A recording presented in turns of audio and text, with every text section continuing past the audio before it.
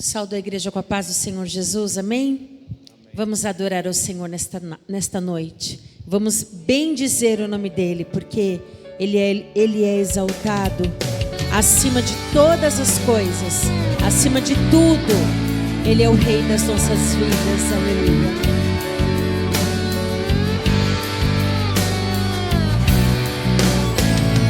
Ele exaltado, o Rei exaltado nos céus, eu louvarei. Ele exaltado, para sempre exaltado, seu nome louvarei.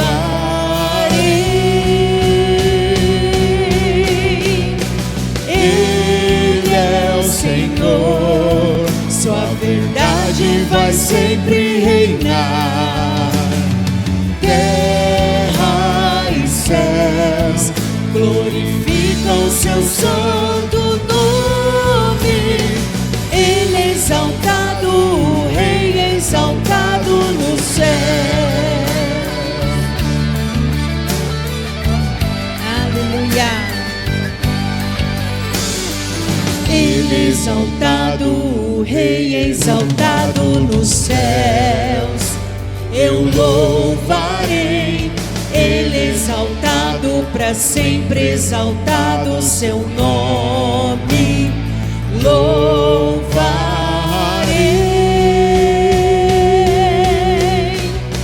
Ele é o Senhor, sua verdade vai sempre reinar.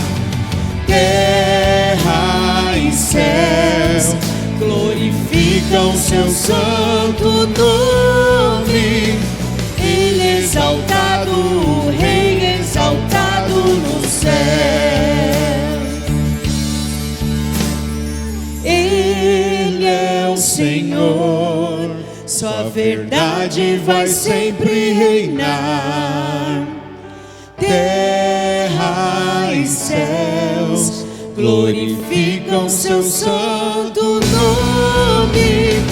Ele é exaltado, o Rei é exaltado nos céus. Ele é o Senhor, sua verdade vai sempre reinar. Terra e céus glorificam seu santo nome. Ele é exaltado, o Rei é exaltado nos céus. Ele é exaltado, o Rei é exaltado nos céus. Ele é exaltado, o Rei é exaltado nos céus. Glória a Deus, Senhor, Tu és exaltado nos céus. Nós Te louvaremos, Pai. Exaltado na terra, nós Te bendiremos, meu Deus. A Ti toda a honra, toda a glória, toda a majestade, em nome de Jesus. Aleluia, glória a Deus.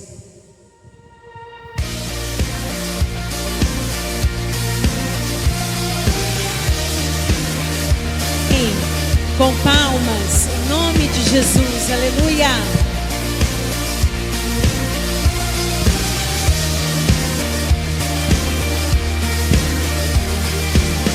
Que quebra o jugo do meu pecado, tão mais forte é o meu amado, o Rei da glória, o grande Rei dos reis.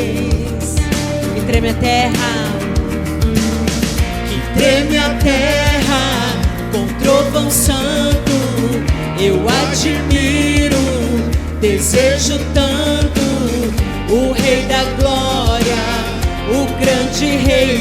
Reis. Ó, que tremenda graça, ó, que tremenda graça, ó, que infalível amor, tomou o meu lugar,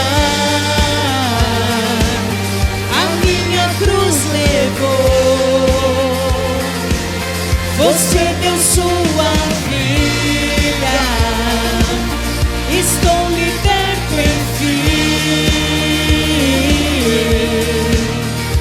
Oh, Jesus, eu canto pelo que fez por mim. Glória a Deus, aleluia.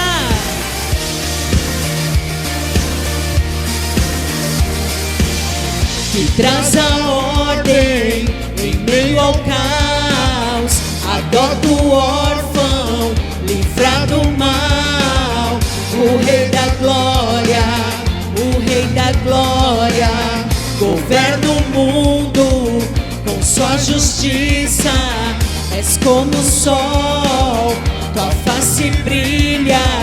O Rei da Glória, o grande Rei dos Reis. Oh, que tremenda graça, oh, que infalível amor, tomou o meu lugar, a minha cruz levou. Você deu sua vida, estou liberto enfim. Oh, Jesus, eu canto pelo que fez por mim. Digno é o Filho de Deus, digno é o Cordeiro de Deus, digno é o Rei, digno é o Rei que a morte venceu. Digno é o Cordeiro de Deus, digno é o Rei que a morte venceu. Digno, digno é o Cordeiro de Deus, digno é o Rei que a morte venceu. Digno é o Cordeiro de Deus, digno, digno, digno. Oh, que tremenda graça, oh, que infalível amor, tomou o meu lugar, a minha cruz levou. Você deu sua vida, você deu sua vida. Estamos libertos, estou liberto enfim. Oh, Jesus, eu canto pelo que fez por mim, pelo que fez por mim, pelo que fez por mim, pelo que fez por mim, pelo que fez por mim. Aplauda o Senhor nesta noite, amém? Por tudo que Ele tem feito por ti, por tudo que Ele tem feito por você, pela sua casa, pela sua família, por Ele ter te sustentado até aqui. Até aqui tem nos ajudado o Senhor. Por isso nós estamos de pé, aleluia, glória a Deus. Porque a tua graça, a tua bondade não tem falhado sobre as nossas vidas, glória a Deus. Por isso nós te glorificamos, Jesus. Por isso nós te bendizemos, aleluia. Porque o amor dele não tem falhado sobre nós. Pelo contrário, tem cobrido multidão de pecado, aleluia. Glória a Deus.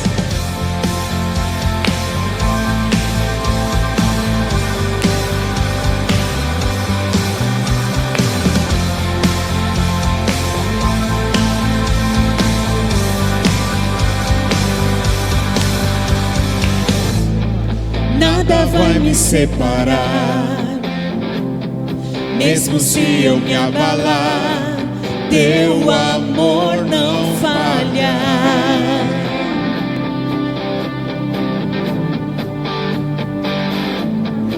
mesmo sem merecer. Tua graça se derrama sobre mim, teu amor não falha.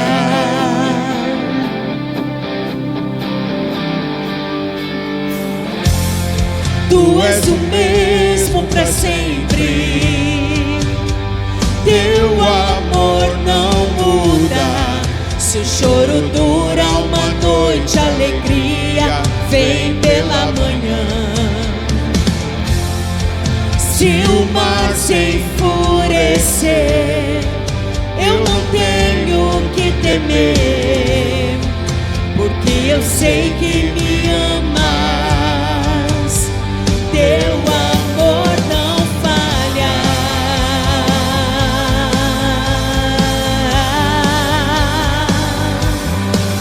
Aleluia!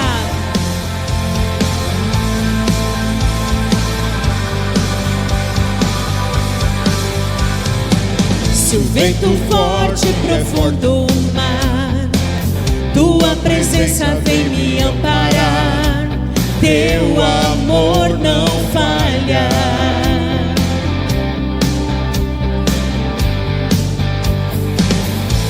Difícil é o caminhar, nunca pensei que eu fosse alcançar, teu amor não falha. Tu és o mesmo para sempre, tu és o mesmo para sempre, teu amor não muda. Se o choro dura uma noite, a alegria vem pela manhã. Se o mar se enfurecer, eu não tenho que temer, porque eu sei que me amas, teu amor. Tu és o mesmo para sempre, teu amor não muda. Se o choro dura uma noite, a alegria vem pela manhã.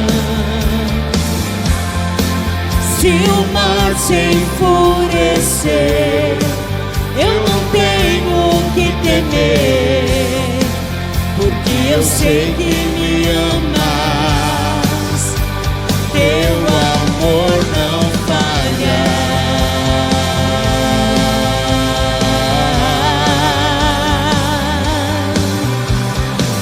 Glória a Deus, louvado é o teu nome, Jesus. Tu fazes que tudo coopere para o meu bem.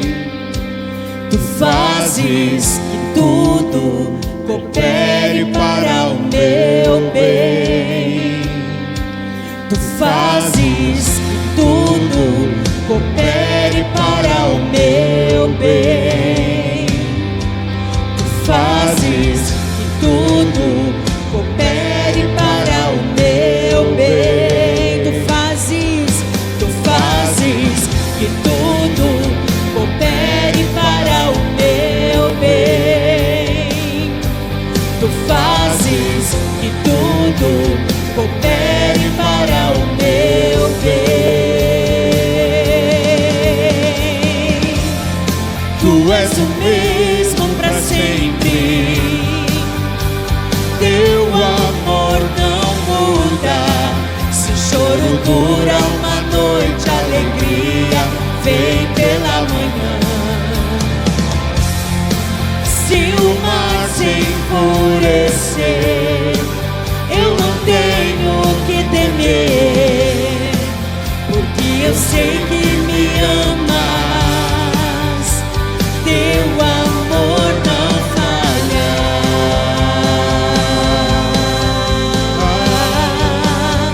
Teu amor não falha.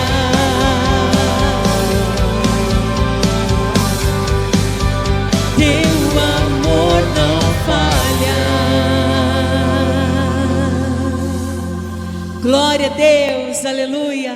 Quantos podem agradecer a esse Deus maravilhoso porque o amor dele não tem falhado sobre a sua vida, e você sabe muito bem disso, aleluia. Glória a Deus, te glorificamos, Senhor, te glorificamos pelo teu amor, pelo teu cuidado, pelo teu zelo sobre as nossas vidas, Pai. Muito obrigada, Jesus, aleluia. Exaltado é o teu nome sobre todos, Pai.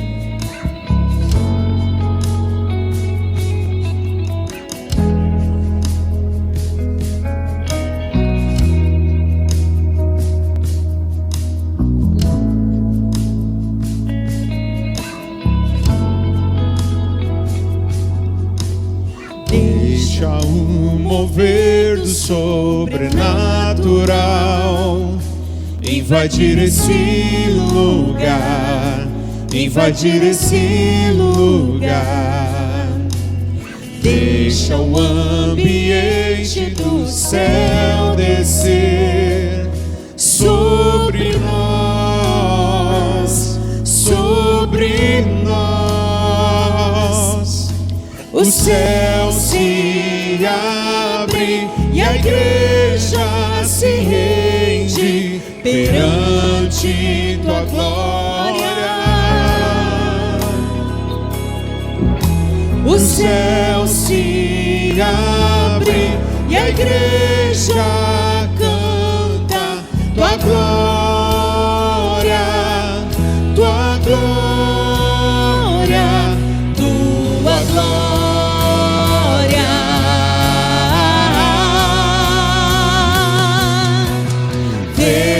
O céu descer com tua glória, glória, majestade,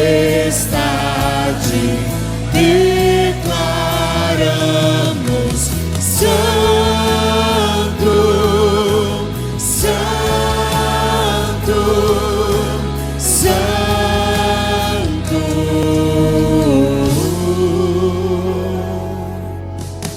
Deixa o mover do sobrenatural invadir este lugar, invadir este lugar. Deixa o ambiente do céu descer sobre nós, sobre nós. O céu se abre e nós nos rendemos perante tua glória.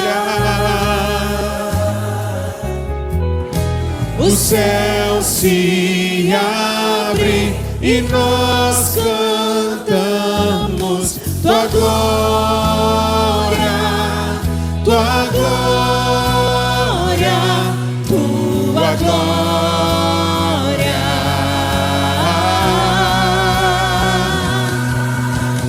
Vejo o céu descer com tua glória, glória, majestade, declaramos santo, santo, santo.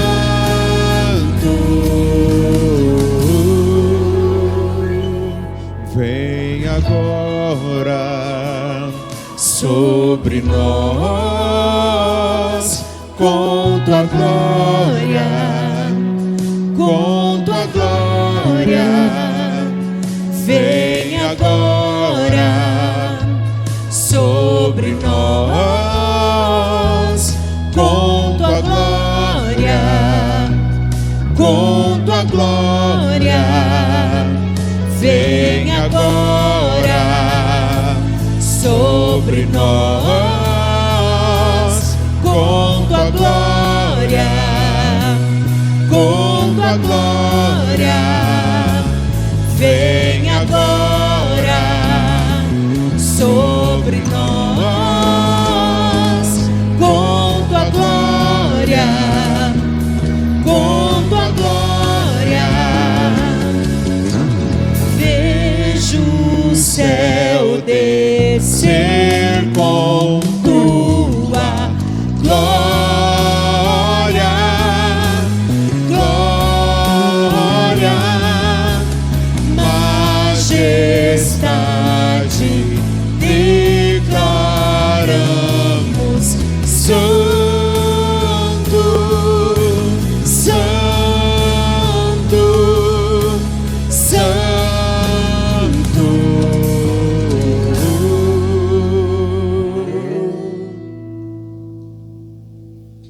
Quando entro em tua presença, pelos atos do louvor, chego ao teu santuário, face a face com o Senhor. Contemplo o seu semblante e vejo toda a sua glória. Posso só me curvar e dizer: quando entro em tua presença, pelos atos do louvor, chego ao teu santuário, face a face com o Senhor. Contemplo o seu semblante e vejo toda a sua glória. Posso só me curvar e dizer: és um Deus tão majestoso, ó Senhor. És um Deus tão amoroso, Abba Pai. Tu és digno de louvor, minha vida eu te dou. És um Deus tão majestoso, ó Senhor.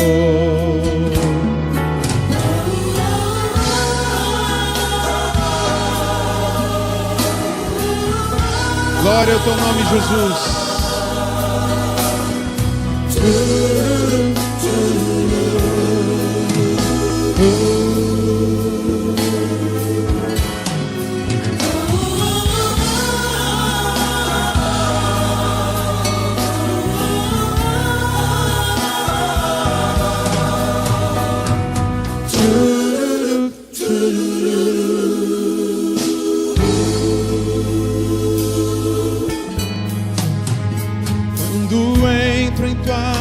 Presença, pelos atos do louvor, chego ao teu santuário,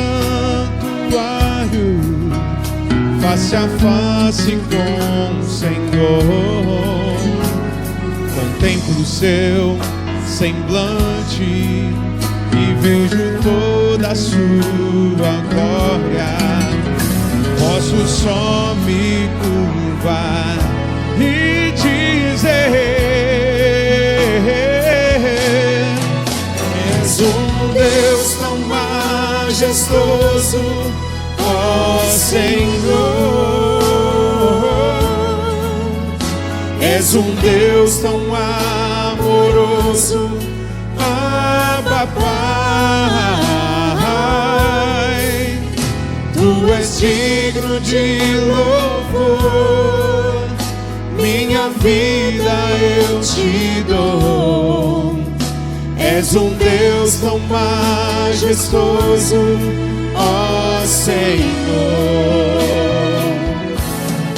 És um Deus tão majestoso, ó Senhor.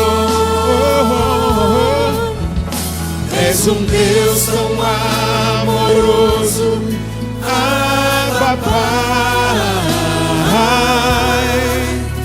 Tu és digno de louvor, minha vida eu te dou. És um Deus tão majestoso, ó Senhor.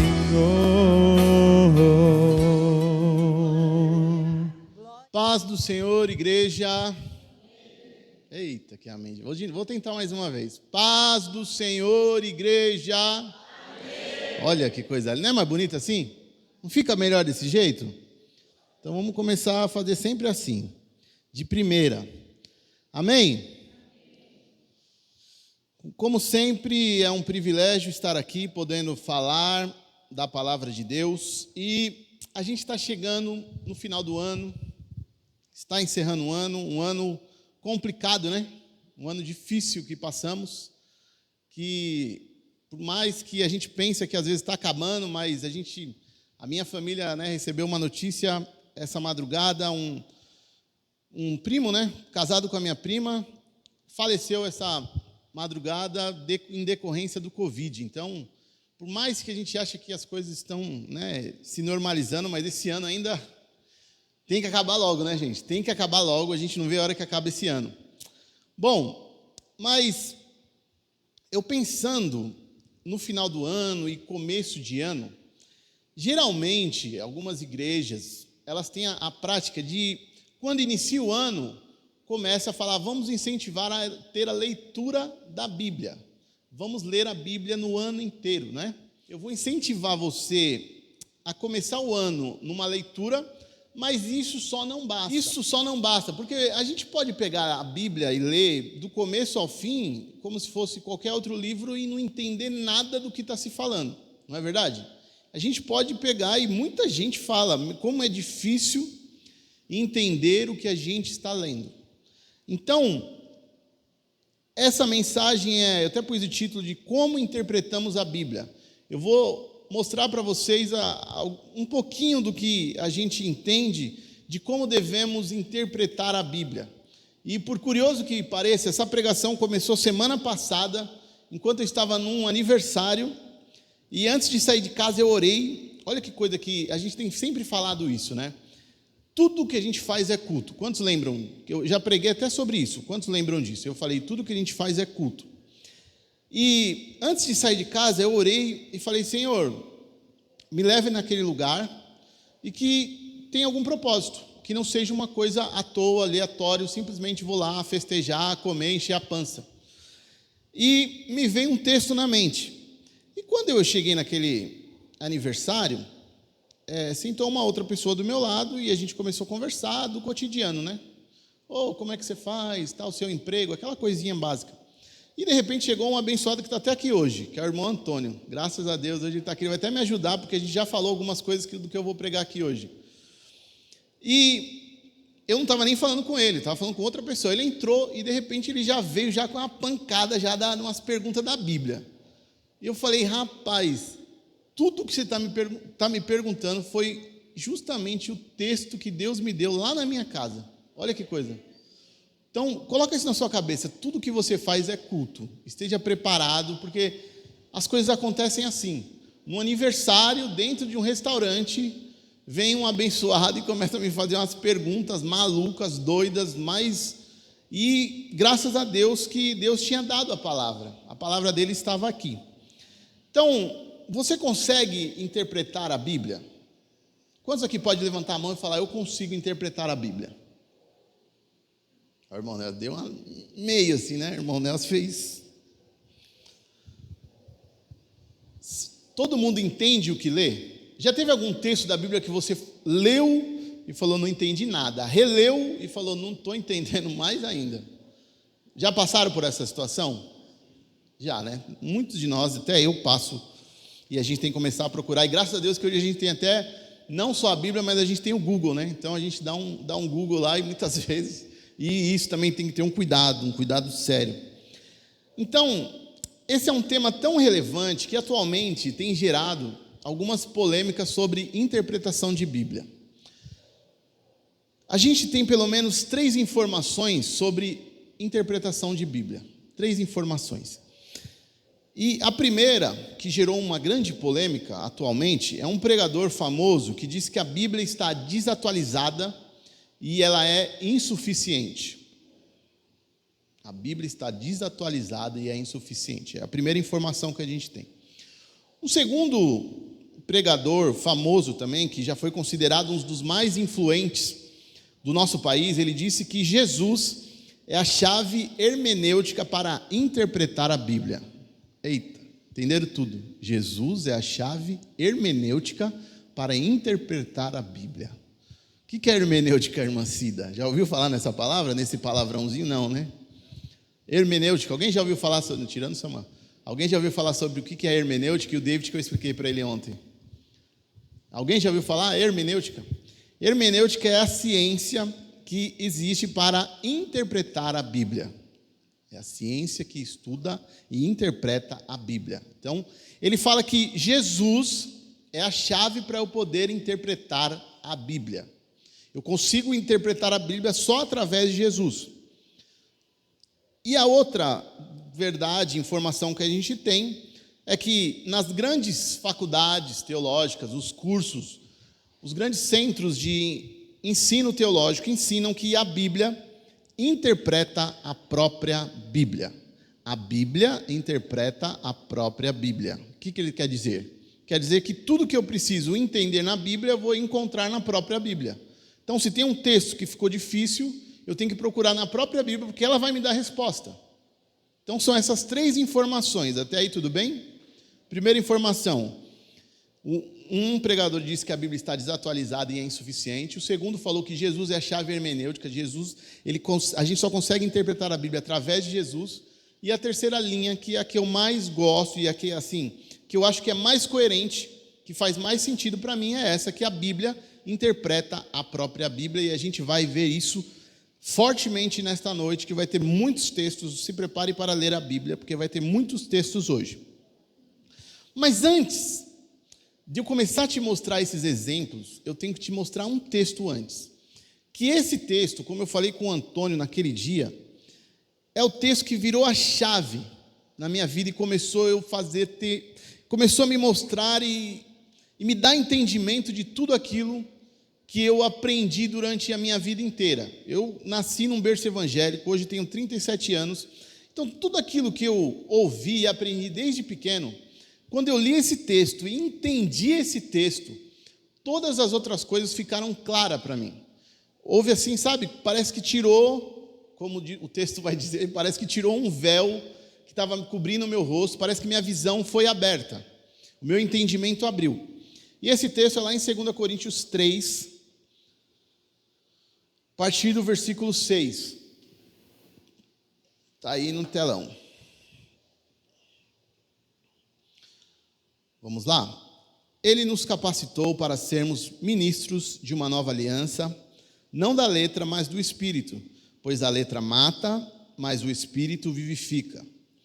O mistério que trouxe a morte foi gravado com letras em pedras, mas esse ministério veio com tal glória que os israelitas não podiam fixar os olhos na face de Moisés por causa do resplendor do seu rosto, ainda que desvanecente.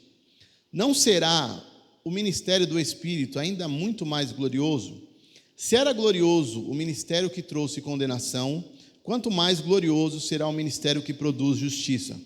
Pois o que outrora foi glorioso, agora não tem glória em comparação com a glória insuperável.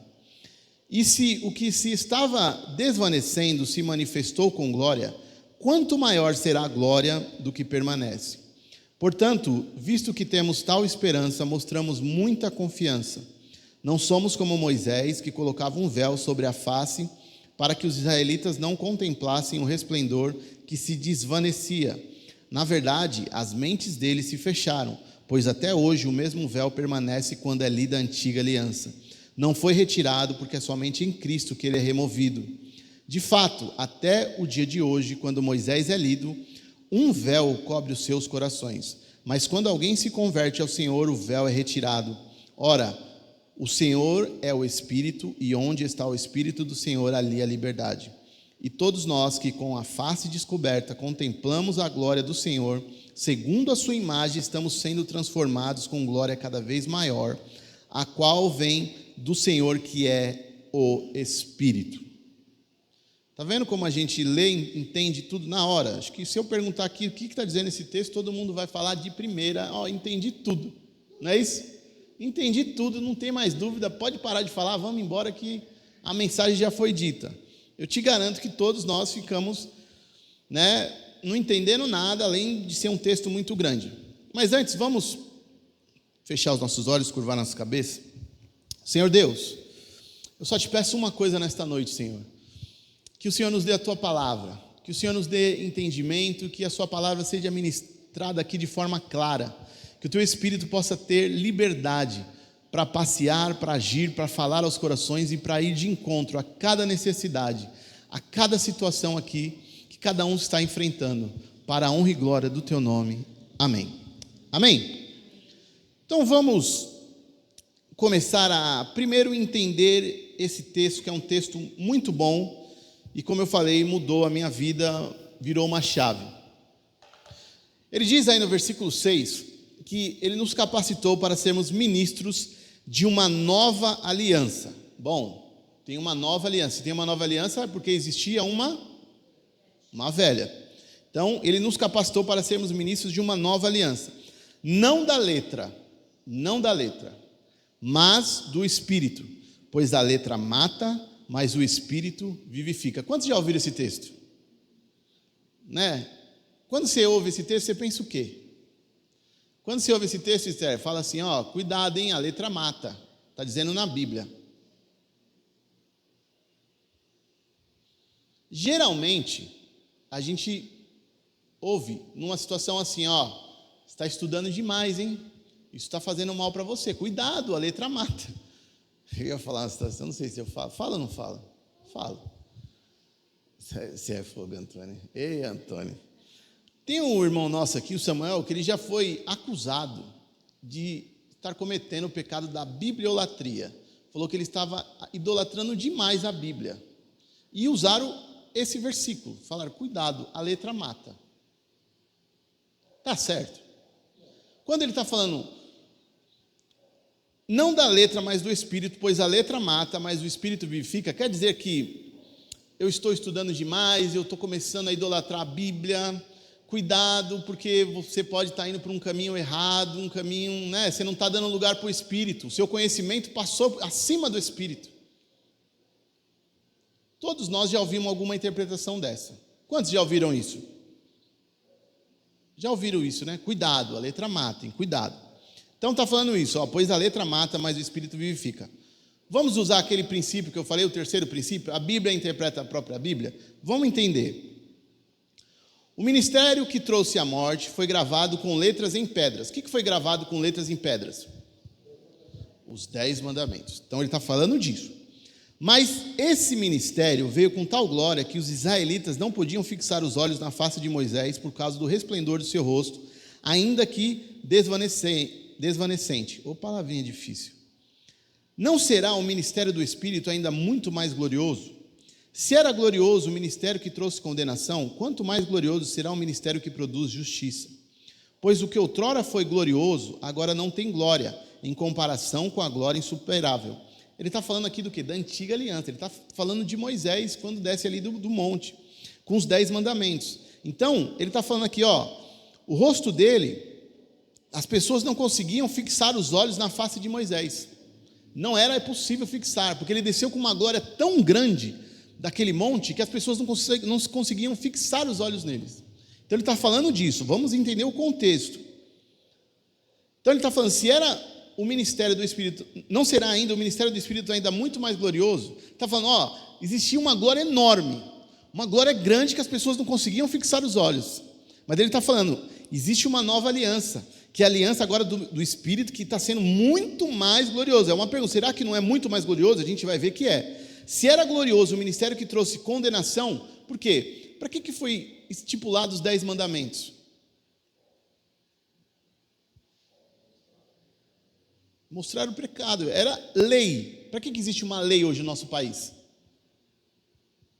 Para justamente o povo andar na linha. Se não andar na linha, existe o quê? Condenação.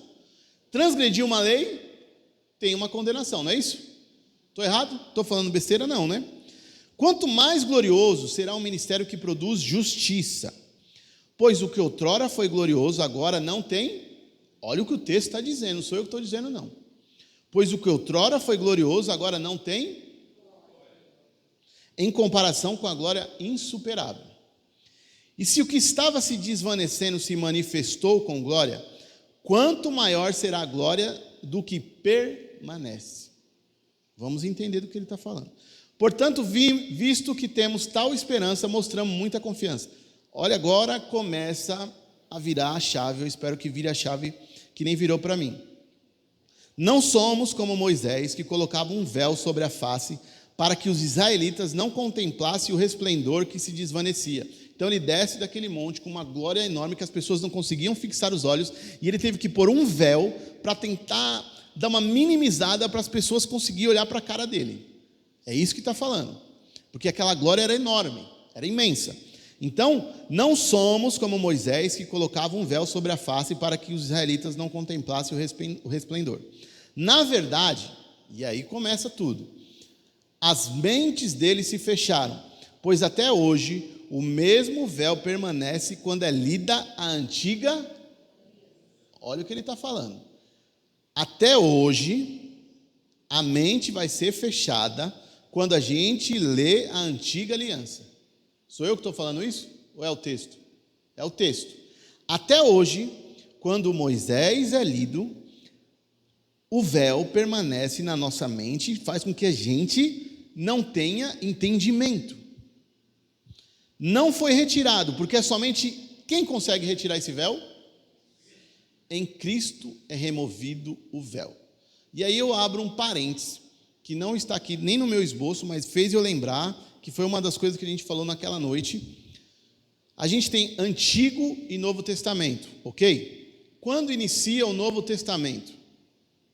Na Bíblia. Hein, Gabriel? Hein? Qual é o primeiro livro do Novo Testamento que a gente tem na Bíblia? Mateus, né? Mateus. Então, a gente fala que o Novo Testamento inicia-se em Mateus. Só que o que é um testamento? Quando a gente usufrui do testamento, vamos simplificar. Quando que a gente usufrui do testamento? Depois que alguém morre. Então, a gente tem que entender isso também. O Novo Testamento, de fato, entra em vigor quando Jesus morre. O Novo Testamento começa a entrar em vigor quando Jesus morre. É bom você entender isso, porque isso vai te ajudar em muitas questões. Alguns assuntos polêmicos vai te ajudar você a entender isso. O Novo Testamento só entra em vigor a partir do dia que Jesus morreu naquela cruz. Aí sim inicia o Novo Testamento e também inicia o quê? A nova aliança. Beleza. Então, só é retirado esse véu em Cristo. De fato, até o dia de hoje, quando Moisés é lido, um véu cobre os seus corações. Olha isso. Mas quando alguém se converte ao Senhor, o véu é retirado.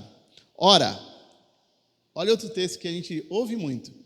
O Senhor é o Espírito, e onde está o Espírito do Senhor, ali é a liberdade. Quantos já ouviram isso? Isolado, né? Então, onde está o Espírito do Senhor, ali é a liberdade. Vamos continuar, que eu vou explicar isso mais para frente. E todos nós que com a face descoberta contemplamos a glória do Senhor, segundo a sua imagem, estamos sendo transformados com glória cada vez maior. Beleza. Primeiro a gente entendeu que quando está falando da letra mata, não está falando desse tipo de coisa. Está falando da letra mata, está falando de Moisés, dos 10 mandamentos. É isso que está falando, cuidado, porque os 10 mandamentos vieram para o quê? Para condenar. Então, essa letra mata. Mas Jesus veio o quê? Jesus até fala, não vim para... O que ele fala? Não vim para condenar. Porque Jesus vem o quê? Para trazer o quê? Vida. O intuito de Jesus é fazer o quê? A gente está cansado de falar isso aqui, e essa é a base de todo o evangelho do cristianismo. Jesus morre na cruz para nos dar vida, para nos trazer de volta à presença do Pai, para nos reconciliar com o Pai, porque estávamos separados, afastados, não é isso? Samuel até pregou esses dias aqui, João 3,16, não foi? Eu também já falei, Samuel já falou João 3,16, Romanos 3,23, são textos que sempre, são textos evangelísticos, porque fala justamente isso, Cristo veio para nos dar vida, veio para nos trazer de volta, ok? Vamos lá. Então, a gente lê isso daqui. Ora, antes, Tem alguma dúvida da letra mata? Não, né? Tem alguém que tem dúvida da letra mata? Quando alguém falar, cuidado que você está estudando demais a Bíblia, cuidado, você está idolatrando a Bíblia, cuidado, a letra mata, o Espírito vivifica, você vai falar, opa, não é isso não. Não é isso que o texto está dizendo. Eu tenho que estudar cada vez mais a Bíblia, eu tenho que conhecer a Bíblia, justamente para não ser julgado por você que está falando uma bobeira dessa. Então eu vou continuar lendo a Bíblia, porque o texto da Bíblia não está dizendo isso, ok? Estamos interpretando a Bíblia hoje já. Outro texto polêmico. Ora, o Senhor é o Espírito, e onde está o Espírito do Senhor, ali há liberdade. O que vocês entendem por isso? Onde está o Espírito do Senhor, ali tem liberdade. Se eu pego esse texto isolado desse contexto, porque a gente está no mesmo texto, eu acabei de falar tudo isso daí, da glória, Moisés, os 10 mandamentos, ele está falando desse contexto aqui. Onde está o Espírito do Senhor, ali há liberdade. Aí, para ficar mais claro para você, a gente vê hoje igrejas que coloca aqui no centro aquela arca. Quantos já viram isso? Coloca uma arca da aliança, aquela coisa dourada, uma grandona. A arca da aliança é uma coisa lá do Antigo Testamento, que representava a presença de Deus. Lá guardava a vara de Arão, lá guardava o maná, lá guardava os 10 mandamentos. Estava guardado lá. Está falando disso daí. Aí você vem aqui e coloca uma arca dessa daqui. Coloca aqui no meio. Falou, que glória. A presença de Deus, que representa a presença de Deus. Mas o que o texto está dizendo aqui para mim? Né? Onde está o Espírito do Senhor é a liberdade. Mas o que está dizendo aqui mais para cima aqui? Espera aí.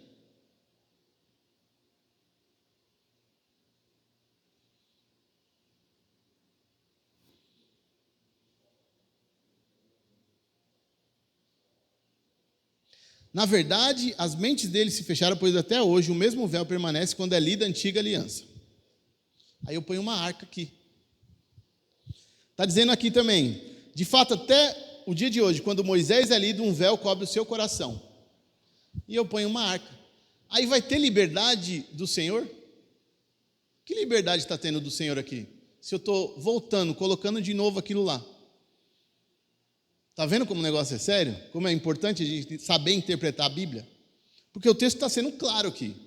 E isso daqui nós estamos em Coríntios. Jesus já morreu faz tempo aqui. Nós já estamos na nova aliança e já estamos já no Novo Testamento.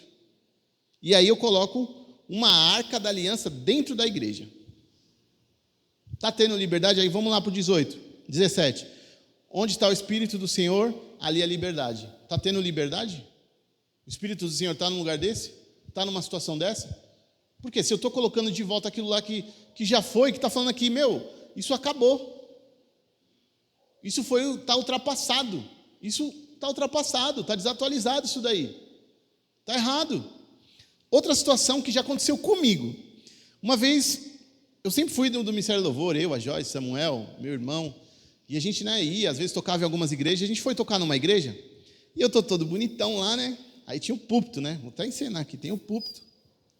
Aí eu passo para subir aqui no púlpito, aqui na hora que eu vou subir no púlpito, eu falo, opa, você não pode subir do jeito que você está aí não, você tem que tirar o sapato. No púlpito você tem que subir descalço. E aí? Tem liberdade? Aí você pode chegar lá no culto, falar, vamos dar lugar ao Espírito, porque o Espírito do Senhor tem liberdade para agir aqui. Numa situação dessa? Desse jeito? Por quê? Qual é a base disso daí? Qual é a base disso daí? Moisés fala, tire as sandálias, porque o lugar que você está pisando é um lugar santo. Aí, peraí, então eu estou voltando para lá. Então eu voltei para o tempo de Moisés. Eu estou voltando, eu estou lendo Moisés de novo. Se eu estou lendo Moisés, o que está dizendo o texto? Um véu está cobrindo. E esse véu representa o quê? Ele está me separando, fazendo com que eu não enxergue direito. Porque o véu aqui representa isso. Moisés teve que colocar um véu para o povo não enxergar a cara dele direito, porque aquela glória era muito grande. Então eu estou colocando de novo esse véu, e aí eu não tenho entendimento mais nenhum. Eu não tenho mais entendimento, eu não tenho mais acesso direto ao Pai. Eu estou anulando tudo que Jesus fez na cruz. Tá certo? Tá legal. Gente, a gente precisa entender isso. Aí a gente vai em outra situação, que a gente põe sal grosso, como a gente já viu isso daí, já vimos. põe sal grosso na igreja. Eu vi essa semana, eu não tinha nem pensado nessa pregação, nem sabia que eu ia pregar aqui domingo, né? E aí, do nada, eu estou mexendo no Instagram e apareceu, que a gente curte umas páginas que mostram umas loucuras do Evangelho, mostra as coisas que o povo faz hoje, aí tinha um caminho assim, ó, e o povo pisando assim, num corredor assim, ó, pisando no sal. Numa igreja evangélica, viu? É igreja evangélica. Mas tem base na Bíblia para o sal. Samuel mesmo viu essa semana, tem base. Mas é a base da antiga aliança, não da nova aliança. É coisa da antiga aliança. Aí eu coloco um sal grosso na igreja. Aí, olha o que Gálatas vai dizer.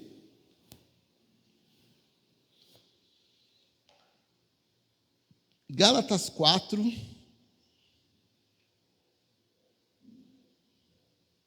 do 9 ao 11. Mas agora, conhecendo a Deus, ou melhor, sendo por Ele conhecido, como é que estão voltando aqueles mesmos princípios elementares, fracos e sem poder? Querem ser escravizados por eles outra vez? Vocês estão observando dias especiais, meses, ocasiões específicas e anos. Temo que os meus esforços por vocês tenham sido inúteis. Paulo está falando para a igreja de Gálatas. Paulo está falando, peraí, eu já expliquei para vocês, eu já tirei vocês da escravidão, desse jugo, né? Porque tem muitas dessas coisas, é um jugo, é uma escravidão. Porque tem muita gente que faz essas coisas assim, fala, meu Deus, eu tenho que fazer, tá bom.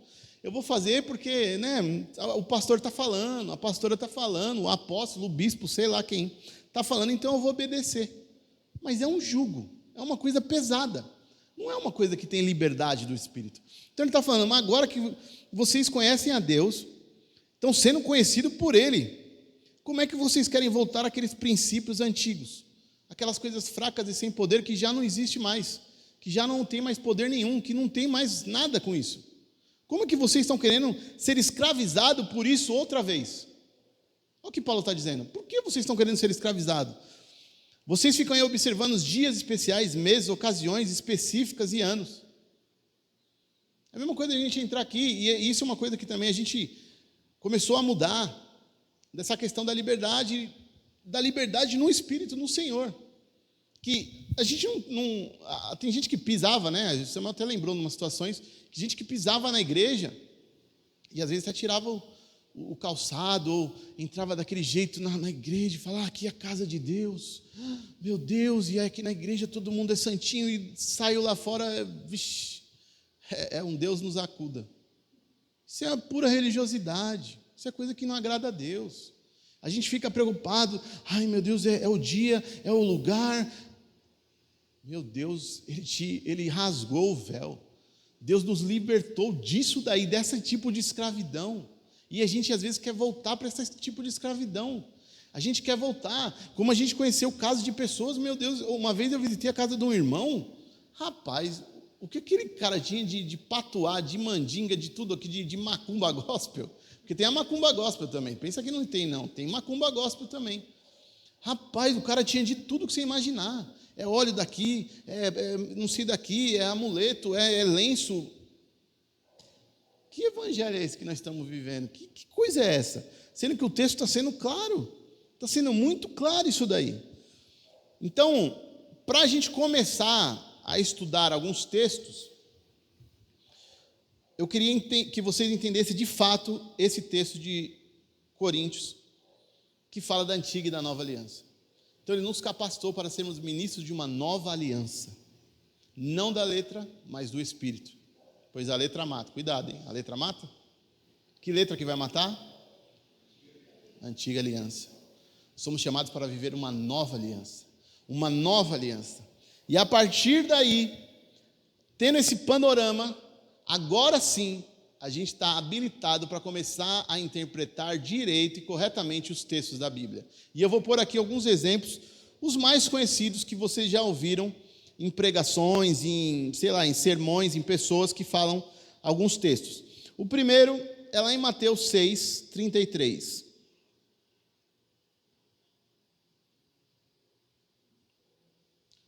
Olha esse texto aí. Todo mundo já viu esse texto. Quem já viu esse texto? Já viu, Carlinhos, esse texto aí? Buscar em primeiro lugar o reino de Deus e todas as coisas vai ser acrescentadas. Já ouviu isso, né? Já ouviu, né? Já ouviu, né? Até o tio João já ouviu, né? Antônio, todo mundo já ouviu isso aí, né? E aí, interpreta para mim esse texto aí. Fala para mim o que esse texto está dizendo aí. Quem tem coragem de falar? Tem, Joyce? O que esse texto está dizendo? É claro, o texto está dizendo. Vamos lá interpretar. Busca o reino dele em primeiro lugar e a justiça dele, e todas essas coisas vão ser acrescentadas. Não é isso? É claro, simples. Eu busco a Deus, coloco Deus em primeiro lugar, e o resto vai vir. O resto vai me perseguir, né? Tem gente que até fala isso. As bênçãos vão te perseguir. As coisas vão ser acrescentadas. É isso. Vamos ver agora? A Bíblia interpreta a própria Bíblia.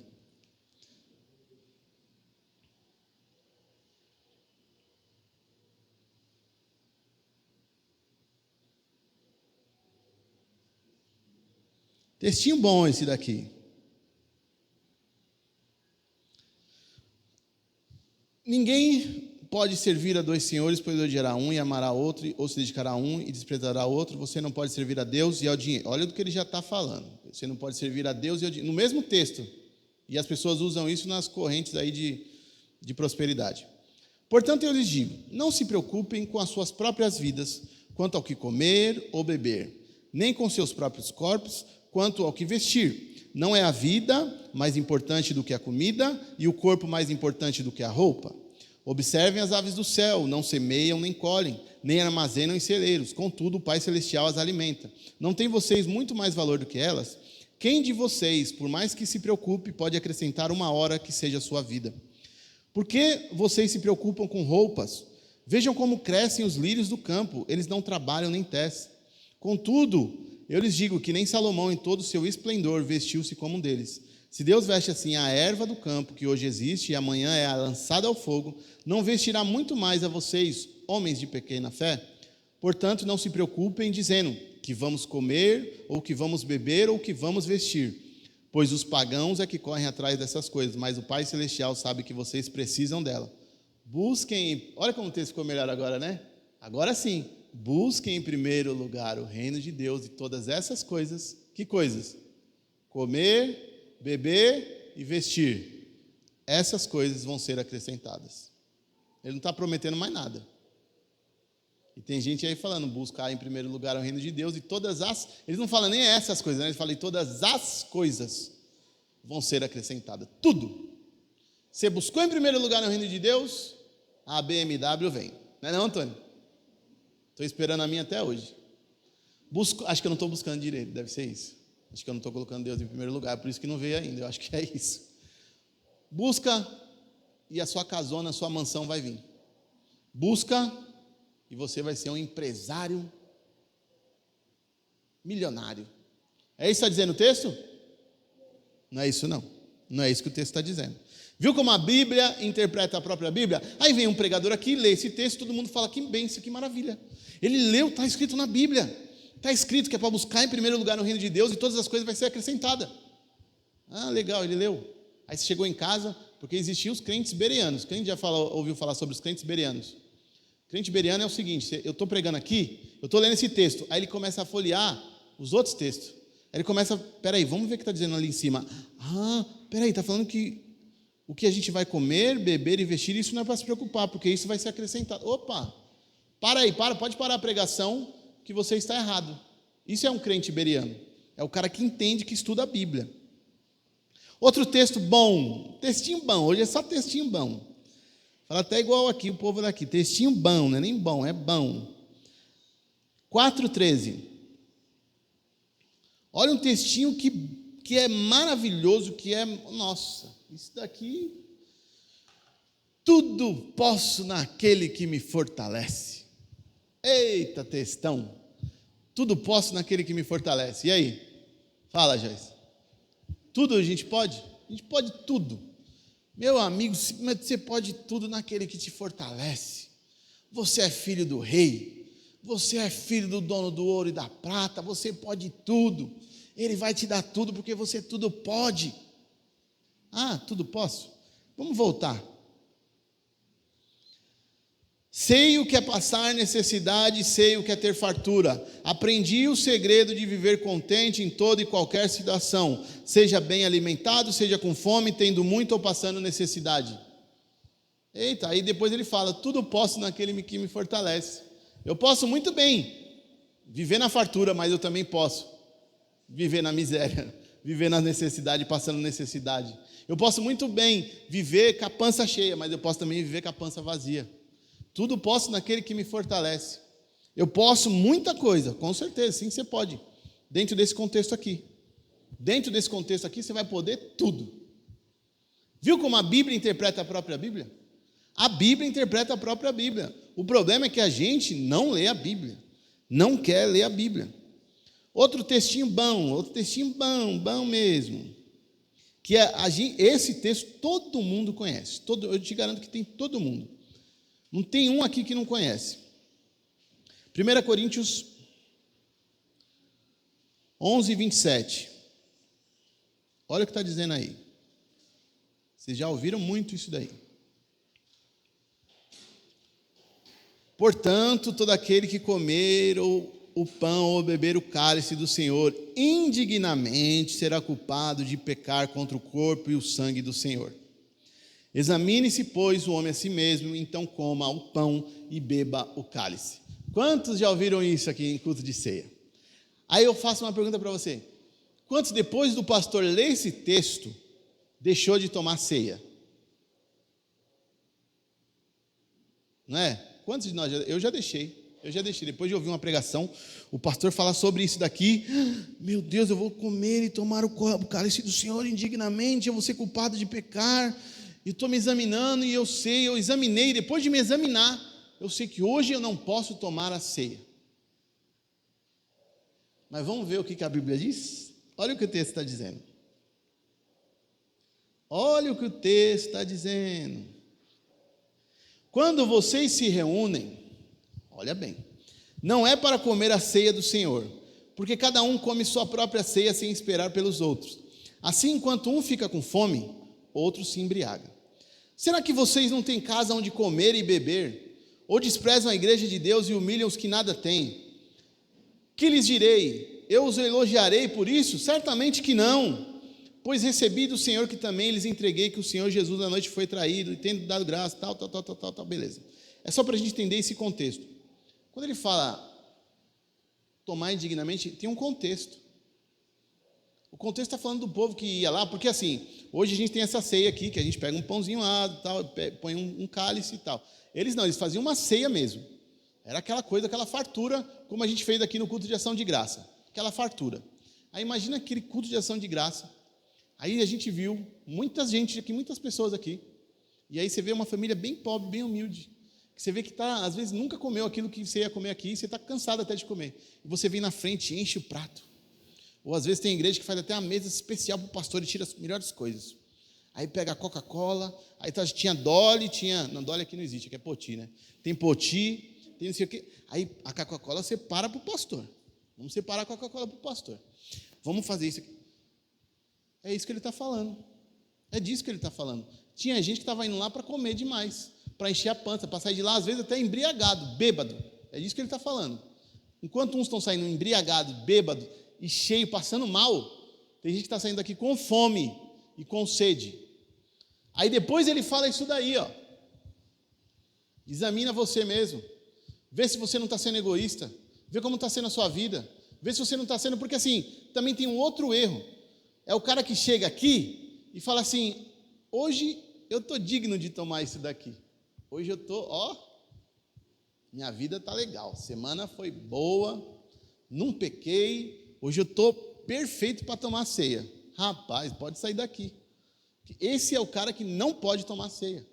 Porque a ceia é justamente para a gente examinar e a gente ver que a gente depende de Deus, que a gente é falho e pecador. Samuel já cansou de falar isso aqui em culto de ceia. Mas é um texto que eu não podia deixar de fora hoje. Para a gente ver como a Bíblia interpreta a própria Bíblia. Aí a gente pega isolado, o pastor chega lá e fala, examine-se você a si mesmo. Você está tomando indignamente. Aí você fala, não vou tomar ceia hoje.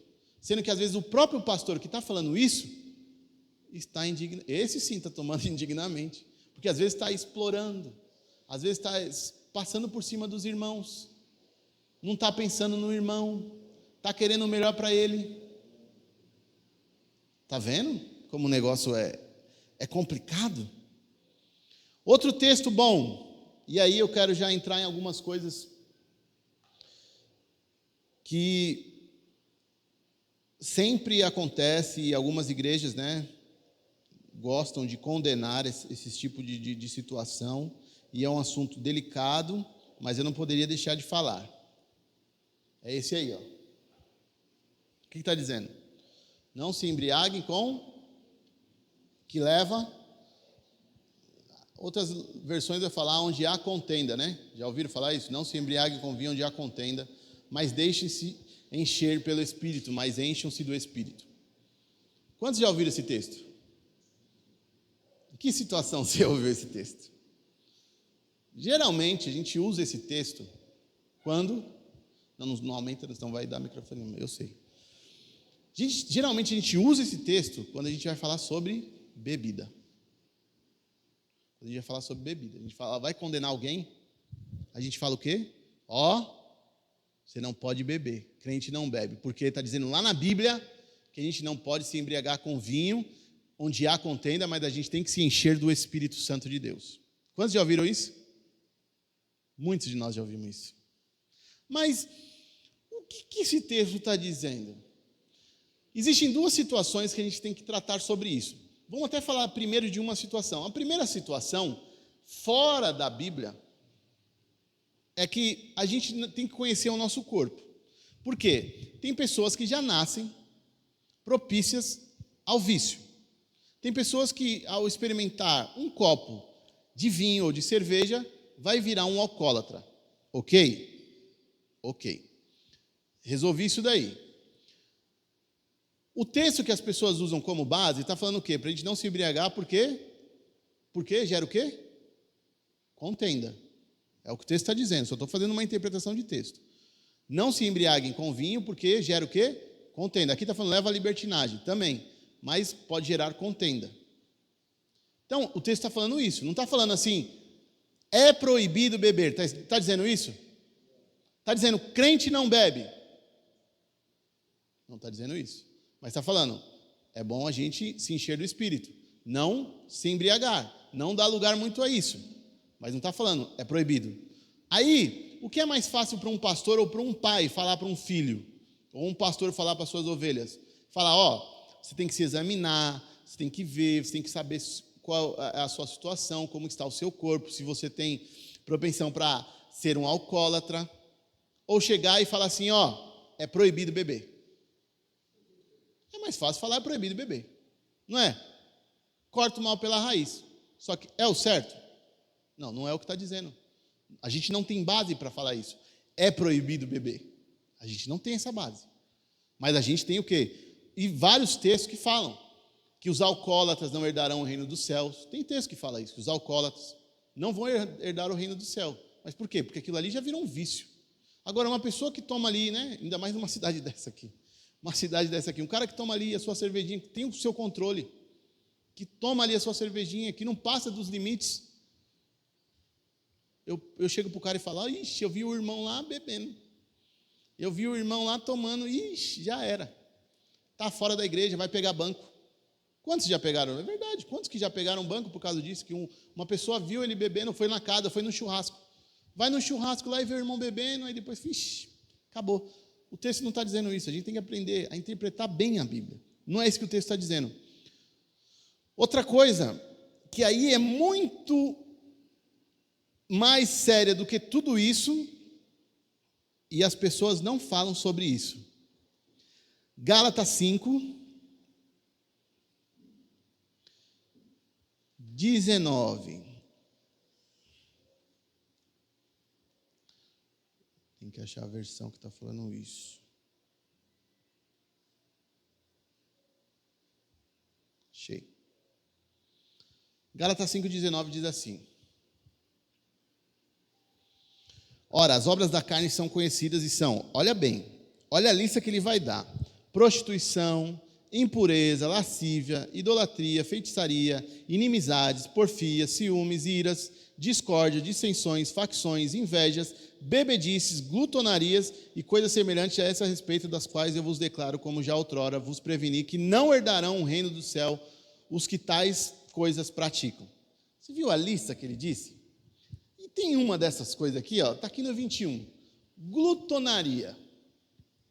Você já viu alguém falando assim, você comeu demais, você não vai herdar o reino dos céus? Alguém já foi repreendido porque comeu demais? Algum líder religioso, algum pastor chegou em você e falou, você está comendo demais? Teve? Mas da bebida vai falar, né? Está no mesmo texto. Alguém já reclamou com você? Não, isso eu vou falar depois, vai, que eu tenho mais uma coisa que eu preciso falar aqui, que é outra coisa polêmica. Mas alguém já falou com você sobre a sua comida? Pelo contrário, a gente ouve assim, crente não bebe, mas em compensação a gente come pra caramba. Não é verdade? Quantos já ouviram isso? Festa de crente não tem bebida, mas rapaz, prepara para você ter coisa para você comer, porque os crentes comem. Espera aí. Um pecado que está sendo condenado, que está falando que esse tipo de pessoa não vai herdar o reino de céu, está sendo exaltado no meio dos crentes. Que incoerência, né? Que coisa. Aí o irmãozinho lá, porque tomou uma cerveja, esse está no inferno já. Agora o cara que come demais, está normal. A gente se reúne, pelo contrário, vamos reunir mais para a gente comer mais ainda. Porque comer é bom. Não, é bom, lógico que é bom, né, Antônio? A gente gosta de comer, é por isso que a gente tem essas formas maravilhosas, perfeitas, porque tem que... Mas ninguém fala disso, não é verdade? Ninguém fala disso, só que está no mesmo texto, está no texto, está dizendo isso daí, inveja. Aí, se a gente for falar de tudo aqui, a gente fica a noite toda e vira até uma pregação, porque está falando de inimizade, ciúme. Alguém já viu falar condenar? Aí, tem gente já condenando o próximo aí, mas alguém já viu um líder falar, esse ciúme seu aí vai te levar para o inferno? Não vi. Eu não vi ninguém falando disso. E aí? Tem alguma coisa errada, não tem? Tem alguma coisa errada. Algo não está certo. Porque tem gente que pega só o que convém para ela. Pega um texto desse aqui que está dizendo uma par de coisa, e aí só uma coisa, esse daqui sim, né? Que nem começa aqui falando do quê? Dos pecados, da prostituição, da impureza.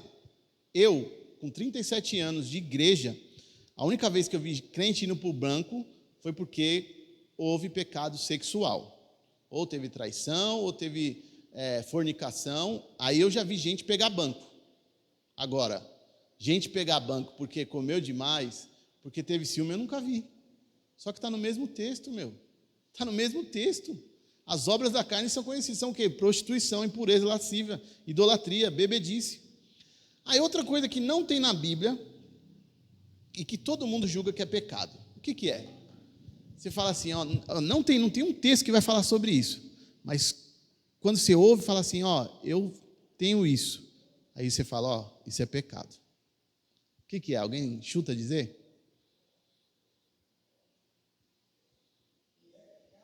As pessoas falam que é pecado, né? Mas não está na Bíblia. Não. É uma coisa que tem quase a ver com a bebida ali.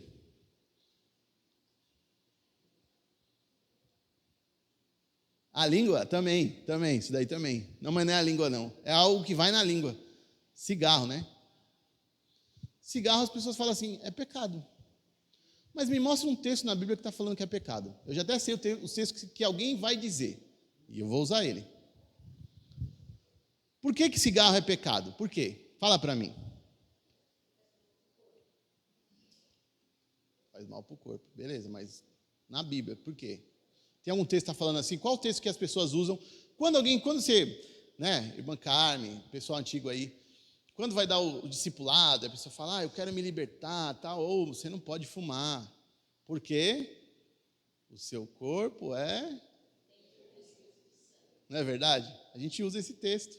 O único texto que você usa para falar que você não pode fumar olha, o seu corpo é templo do Espírito Santo. Beleza, vamos lá no texto? Vamos lá? Vamos lá no texto, a Bíblia explica a própria Bíblia, vamos lá. Acaso não sabeis que O vosso corpo é santuário do Espírito Santo, santuário, habitação, templo, que está em vós, o qual tendes da parte de Deus e que não sois de vós mesmos. Só vou mudar essa versão aqui, vamos pôr uma versão mais usada. Aí beleza, está falando isso, né? Mas vamos voltar para falar do que está falando aqui. Vocês não sabem que aquele que se une a uma prostituta é um corpo com ela? Pois, como está escrito, os dois serão uma só carne. Mas aquele que se une ao Senhor é um espírito com ele. Fujam da imoralidade sexual. Todos os outros pecados que alguém comete fora do corpo os comete. Mas quem peca sexualmente peca contra o seu próprio corpo. Olha o contexto do texto. Está falando de imoralidade sexual. Está falando de um povo que se reunia com as prostitutas cultuais. Tinha uma religião que tinha umas prostitutas dentro de um templo e as pessoas tinham relação com essas prostitutas. Está falando desse tipo de coisa. Aí está falando, cuidado, o seu corpo é o templo do Espírito Santo. E a gente usa isso para falar, condenar alguém que está fumando cigarro. Bom, eu não fumo por quê? Eu não fumo porque eu sei que o cigarro faz mal para a minha saúde. Por isso eu não fumo. Mas eu não posso chegar aqui e falar assim, olha, você que está fumando, você está em pecado. Eu não posso falar isso. Por quê? Tem alguém aqui que toma Coca-Cola? Minha mão já está levantada. Tem, não tem? Rapaz, vocês já viram que, já tem vídeo, vocês já viram isso. Coca-Cola é usado para desentupir vaso sanitário. E é esse tipo de coisa que você está ingerindo. Mas ninguém fala assim, é pecado tomar Coca-Cola. Pelo contrário, eu conheço gente que fala, meu Deus, quando vê uma Coca-Cola, abre aquela Coca-Cola, só falta fazer uma oração de agradecimento a Deus, quando abre aquela Coca-Cola. Sabe por que caiu o índice de tabagismo no Brasil? Não foi porque as igrejas evangélicas se posicionaram e condenaram. Foi porque o Ministério da Saúde tirou aquelas propagandas, né? Porque tinha aquele ideal do garoto Marlboro, né? O garoto Marlboro era aquela coisa, você enchia os seus olhos. Olha que coisa linda, eu quero ser esse cara do Marlboro aí. O Ministério da Saúde tirou as propagandas e, na embalagem, ele colocou uma propaganda enorme, dizendo coisas contras, e o que está a favor quase não tem nada. O rótulo quase não é nada mais mostrando, é só para você ver a marca do cigarro, para você ter certeza do que você está comprando. Mas quando você vira, aí você vê aquele homem lá impotente, aí você já para na hora, né? Não é não, Carlinhos? Viu que o cigarro... Não, viu que a embalagem lá, você vê uma imagem... Você vê uma imagem do cara impotente, você fala, opa, peraí, parei. Aí você vê aquelas pessoas com aquele câncer. Isso fez o tabagismo acabar. Então, eu não fumo porque isso faz mal para mim, mas eu não posso condenar, falar, você que está fumando, você não pode tomar ceia, você que está fumando, você não pode batizar, né? Como já aconteceu, né, irmã Carmen? Quantos casos? Você não pode batizar. Eu vou parar porque isso não faz bem para mim, porque o meu corpo não precisa disso. Mas eu não posso chegar aqui e criar uma doutrina e falar, a Bíblia diz que fumar é pecado. Diz isso? Está claro. Não diz isso.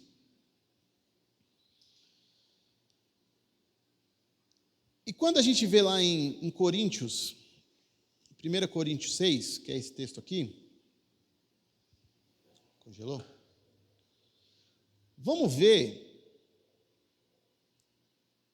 o tanto de coisa que está falando nesse texto, e aí a gente pega esse versículo isolado.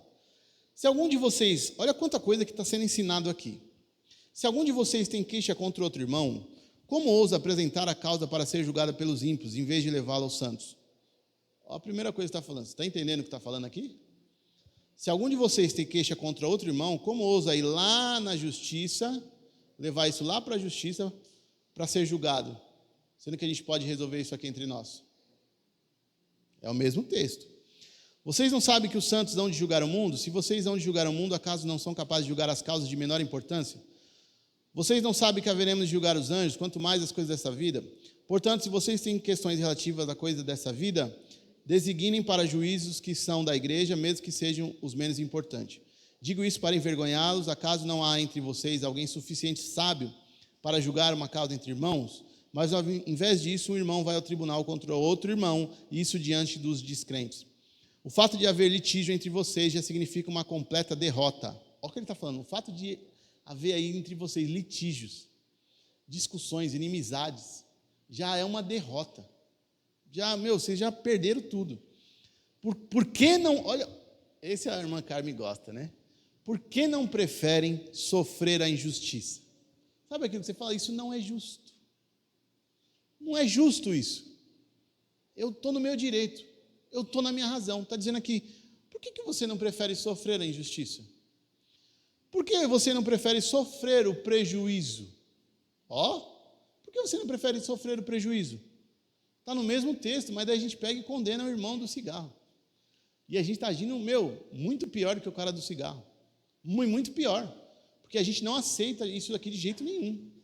Eu vou sair perdendo? Jamais. Eu não vou perder. Eu quero o meu direito, que é meu. Em vez disso, vocês mesmos causam injustiças e prejuízos, e isso contra irmãos. Vocês não sabem que os perversos não herdarão o reino de... Os perversos não herdarão o reino de Deus. Ele está dizendo justamente para você, para eu e você. Não está falando para o cara do cigarro, ele está falando para mim e para você. Você que está querendo ter razão, está querendo causar, você não aceita perder, você que sempre está por cima, você não vai herdar o reino de Deus. Está dizendo o texto. Você não vai herdar o reino de Deus. Não sou eu que estou falando, é o texto. Não se deixe enganar, nem imorais, nem idólatras, Olha onde que está o mesmo texto, hein? Nem imorais, nem idólatras, nem adultos, nem homossexuais, passivos ou ativos. Nem ladrões, nem avarentos, nem alcoólatras, nem caluniadores, nem trapaceiros herdarão o reino de Deus. No mesmo texto. Não está falando aqui quem fuma cigarro. Não está falando aqui. Mas está falando de mim e de você. Que estamos aqui querendo ser todo esse tipo de coisa. Muitas vezes somos idólatras. Muitas vezes somos imorais. E aí a gente também condena. Aí todo mundo falar do homossexual, todo mundo fala, né? Falar do homossexual, todo mundo fala. Esse daí, inferno direto. Porque está no texto. Só que não está só isso no texto. Tem mais coisas no texto. Mas a gente só pega o que convém a nós. Não é isso? Tem uma parte de coisa no texto. Nem ladrões, nem avarentos, nem alcoólatra, nem caluniador. Quantos de nós já caluniamos? Eu duvido alguém levantar a mão e falar, nunca caluniei. Nunca falei mal de alguém. Tem alguém que consegue levantar a mão e falar, nunca falei mal de alguém, de ninguém, nunca falei mal de ninguém. Alguém consegue? Ninguém consegue? Pois é. Assim foram alguns de vocês, mas vocês foram lavados, foram santificados, foram justificados no nome do Senhor Jesus Cristo e no Espírito de nosso Deus. É isso que a Bíblia está dizendo. Então está vendo como a Bíblia interpreta a própria Bíblia? Viu textos aí que a gente já ouviu isoladamente e que foi tirado de um contexto e levou para um outro lugar que não era o que estava querendo dizer o texto? Então aprenda isso, a Bíblia interpreta a própria Bíblia. Quando você lê um texto, assim, a gente também tinha na nossa época a caixinha de promessa, ou às vezes eu já fiz isso, e às vezes, vou falar que nunca vou fazer mais, pode ser que eu vou fazer. Quantos já fizeram assim, abriu, falou, Deus fala comigo, abriu a Bíblia, pum, apontou ali. Tinha até um irmão, é engraçado, tinha até um irmão, quando a gente ia subir para o monte, esse irmão era demais, irmão Valtinho, não sei nem se está vivo mais, mas esse irmão era demais. A gente ia subir para o monte, aí ele falava, Senhor, fala com nós agora antes de subir nesse monte. Aí abria a Bíblia e já falava, olhava para o pastor e falava, pastor, fale o número. Aí o pastor falava, 12. Aí ele entrava lá, versículo 12. Podia estar dizendo qualquer coisa, podia estar falando de uns textos doidos que tem na Bíblia aí. E ele falava, amém, já na unção para subir no monte. E aí a gente subia para o monte nisso daí. Quantos de nós já fez isso, de abrir a Bíblia, né? E aí a gente pega às vezes um texto isolado, aí cai em um texto desse daqui. Tudo posso naquele que me fortalece. Aí você fala, eita, é a resposta que eu precisava. Mas espera aí, vai ler o contexto. Sobe alguns versículos antes, que você vai ver. Às vezes não está naquele mesmo capítulo, mas está no capítulo anterior. Dá uma estudadinha para você ver realmente se é Deus que está falando com você ou se é você que está fazendo uma salada, uma mistureba. Então, outro assunto que gera muita dúvida é a respeito do casamento. Esse assunto gera dúvida, inclusive no dia que a gente estava lá, a pessoa depois falou, né, reclamou que E era bom estar aqui, porque hoje ia ser esclarecido isso daí. A gente não tem nenhum texto dizendo que você tem que casar no cartório. Tem algum texto que está falando assim, casem no cartório e depois vão lá na igreja e façam um casamento, uma festa boa, com muita comida, porque crente gosta de comer. Está falando isso? Tem algum texto na Bíblia? Não, não tem nenhum texto na Bíblia. Então, a gente tem que ver na Bíblia o que está dizendo. Primeiro, vamos ver o que está dizendo sobre casamento. O que a gente entende de casamento na Bíblia. Mateus 19, a partir do versículo 5. Rapaz, é tudo isso hoje? Rapaz, a hora hoje está voando. E disse, por essa razão, o homem deixará pai e mãe e se unirá à sua mulher, e os dois se tornarão uma só carne. Esse é o texto do casamento da Bíblia. O que é um casamento para Deus, de acordo com esse texto? Você se une à sua mulher, deixa a casa do seu pai, e você se torna uma só carne com ela. Ok? Une a sua mulher, deixa o pai e mãe, e você está casado. Esse é o casamento da Bíblia. Não está falando, vai para o cartório. E aí a gente já viu quantos casos, que às vezes a pessoa chega na igreja, já está casada há 15 anos, já tem 3 filhos, às vezes já tem até neto, mas não casou no papel. Aí a gente chegava e falava assim, você tem que regularizar a sua situação, porque você está vivendo amasiado. Se você não regularizar a sua situação, você não pode tomar ceia. Você não pode se batizar. Baseado em quê? Tem uma música do Salomão do reggae que fala, é baseado em quê? Baseado em quê que você fala isso? Baseado em quê que um líder religioso fala que a pessoa tem que fazer isso? Qual é a base? A base, e aí o que acontece? Muitos casam bonitinho, faz uma festa, vai lá no cartório, faz tudo certinho. Só que ele está morando na casa da mãe dele, junto com a mãe dele, não saiu de casa. Ele só casou. E mora lá no quartinho, que ele já tinha o quarto dele. Isso é o casamento que está dizendo aqui na Bíblia? O casamento está dizendo aqui, está falando para a gente sair da casa do pai e da mãe e a gente assumir a nossa mulher, o nosso esposo. Isso é um casamento. Agora, o cara que continua com a vida que ele tinha, ele só casou. Só pegou o quarto, abriu a porta do quarto e falou, agora eu estou casado. Não é isso que o texto está dizendo. Por mais que ele tenha casado no cartório. Aí você pega um casal que está vivendo já há 15 anos, que já tem filho, já tem neto, e fala, não, você tem que casar no cartório. Porque se você não casar no cartório, aí você está amasiado. Embora a lei mudou muito, né, no nosso país. Mas, só para curiosidade, você sabe quando foi oficializado o casamento civil no Brasil? Quem chuta? O ano. Chuta aí, Antônio. Que ano, mais ou menos, você acha que foi oficializado o casamento no Brasil? 1920. Tem mais alguém? Alguém dá mais? Alguém dá menos? Quanto? Vou dizer para você, 1890. Foi quase ali, 1890. Aí eu te pergunto, queridinho, queridona, aí eu pergunto para vocês. Antes de 1890, todo mundo que estava casado, estava todo mundo errado? 1890 começa a ter o papel, isso daí que a gente chama de casamento hoje. Que aí a gente vai entrar. Para que foi feito isso daí? Justamente para você ter garantia. Em caso de você se divorciar, você tem os seus direitos. É para isso que existe o cartório no Brasil. É para isso que existe. Você vai lá no cartório e vai lá e faz seu casamento. É para você ter uma garantia. Caso você se divorcie, então tem gente que já casa pensando no divórcio. Fala, opa, vou fazer a garantia, vou guardar, né? Muita gente às vezes já casa com muitos bens, aí você pega uma pobrezinha, casa com uma pobrezinha, fala, eu vou dar tudo para essa mulher? Não, que é isso? O que é meu é meu. É para isso. Aí eu falo, antes disso, quantos pastores, que às vezes muitos pastores falam que tem que fazer isso, mas quantos pastores que viviam nesse tempo aqui, antes de 1890, que não eram casados legalmente no nosso país? E eles? O que aconteceu com eles? Estão tudo no inferno, né? Estão tudo no inferno. Não se batizaram, não tomaram ceia, não podia ter cargo na igreja, porque tem igreja que para ter cargo, você tem que ser casado bonitinho lá, oficial. Que coisa, né? Está vendo como a gente muitas vezes, a gente não para um pouquinho para pensar. Então, eu estou querendo dizer o quê? A partir de hoje, então, não tem mais casamento. Não, você pode, não estou falando isso. Eu estou falando que você pode casar, você até deve casar.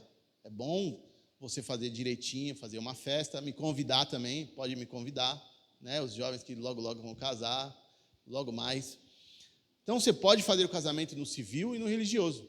Mas o que eu não posso fazer é falar assim, se você não está casado, você não pode exercer nenhum ministério aqui na igreja, você não pode tomar ceia, você não pode nem se batizar.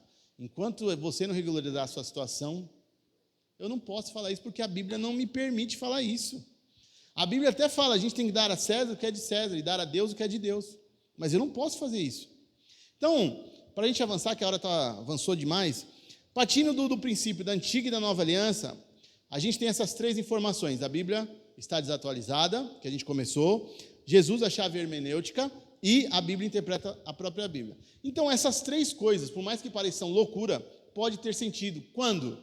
Quando eu pego e começo a ler e interpretar a Bíblia como antiga aliança, nesse ponto eu estou desatualizando a Bíblia. Olha o que eu estou falando, eu estou desatualizando a Bíblia. A partir do momento que eu começo a pegar essas práticas da antiga aliança e falar que tudo isso é válido para hoje, eu estou desatualizando a Bíblia. Eu não estou atualizando a Bíblia, eu estou desatualizando. Eu estou pegando uma coisa e falando, não, isso aqui está desatualizado. Se eu começar a praticar desse jeito, eu estou desatualizando a Bíblia. E a gente entendendo que o véu só é rasgado, retirado a partir de Cristo, então sim, Cristo se torna o quê? Minha chave hermenêutica. Porque aquela falta de entendimento, aquele véu que cobre a minha mente, que faz com que eu não entenda, é retirado aonde? Em Cristo. Então, a partir desse momento, Cristo começa a ser a minha chave hermenêutica. Eu começo a entender a Bíblia a partir de Cristo. Entende? A importância de entender a antiga e nova aliança. Isso faz com que a gente consiga falar sobre todos os assuntos da Bíblia.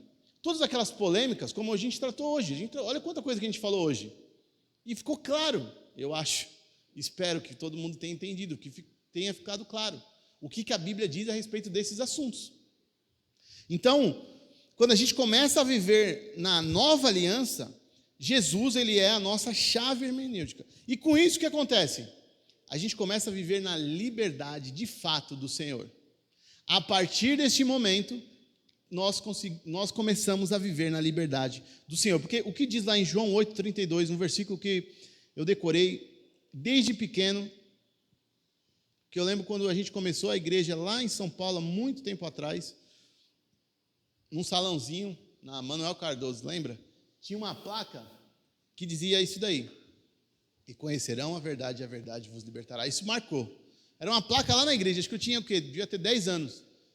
E isso me marcou e eu não esqueci nunca mais esse versículo. João 8,32. E conhecerão a verdade vos libertará. E qual que é a verdade? A verdade é que Cristo nos libertou. Cristo nos libertou e nos capacitou para sermos ministros de uma nova aliança. E nos encarregou, aí tem mais. Não é só você ser ministro de uma nova aliança. Nos encarregou de reconciliar os outros com Ele. Olha o que diz lá em 2 Coríntios 5, e com isso eu encerro o meu sermão de hoje. 2 Coríntios 5, 18. Tudo isso provém de Deus, que nos reconciliou consigo mesmo por meio de Cristo e nos deu o ministério da reconciliação. Ou seja, que Deus em Cristo estava reconciliando consigo o mundo, não lançando em conta os nossos pecados dos homens, e nos confiou a mensagem da reconciliação. Portanto, somos embaixadores de Cristo, como se Deus estivesse fazendo o seu apelo por nosso intermédio. Por amor a Cristo, lhe suplicamos, reconciliem-se com Deus. Olha isso. Você conhece a verdade te liberta. E a partir deste momento, você começa a ser um embaixador e você tem a função principal de trazer todo mundo de volta à presença de Deus. O texto está dizendo isso. Eu e você temos uma missão: reconciliar os outros com Deus, trazer o povo de volta. Por isso que temos que saber interpretar bem a Bíblia, por isso que temos que conhecer a Bíblia, porque nós temos essa missão. Temos que trazer todo mundo de volta. Temos que trazer. Essa é a minha e a sua missão. Amém? Quem concorda fica de pé. Aliás, todos vão ficar de pé. Glórias a Deus.